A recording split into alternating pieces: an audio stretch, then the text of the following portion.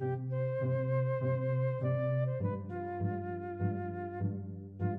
this is James Harvey, the professor of music theory at the College of Southern Nevada with 5-Minute Music Theory. We'll start the timer, and in this video we will cover the concept of beams, or beaming.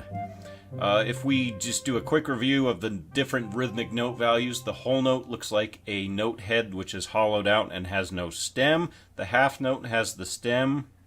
Quarter note is filled in and has the stem. And now beams have to do with notes that are eighth notes or quicker. So I'm going to put eighth or quicker.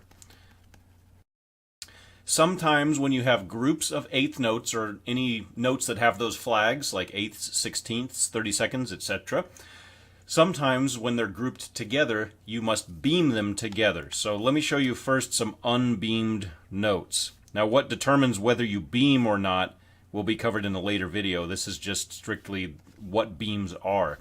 So I'm going to put 4 individual eighth notes here on the staff, and you can see all 4 of them have their heads, their stems, and their flags there.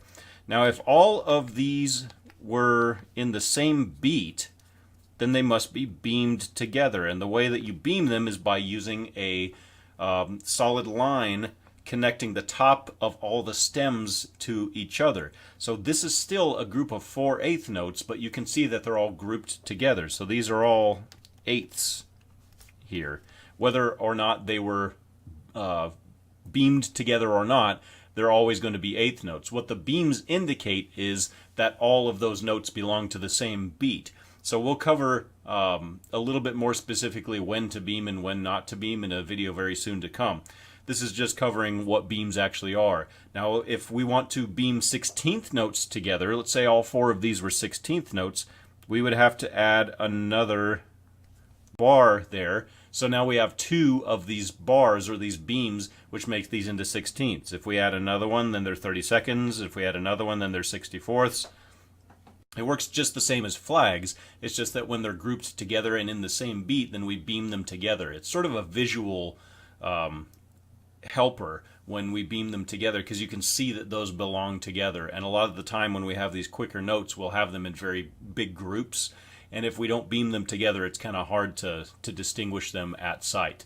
So again, just to quickly review, beams are for eighth notes or faster, any notes that have flags, and when they're grouped together into a beat, we beam them with this solid line, which is always at the top of the stems. It's never the note heads, it's actually at the top of the stems.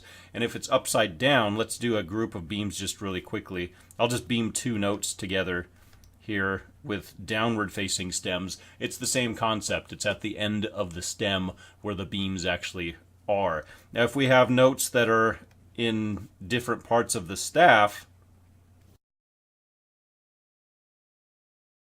then we still beam them together with the same concept. Where it gets a little bit more complicated is when you have notes that have different facing stems, and when that happens, we have to do a few calculations before you can determine where the beam actually goes, and that'll happen in the next video. But that's it for beams in this one. Thank you.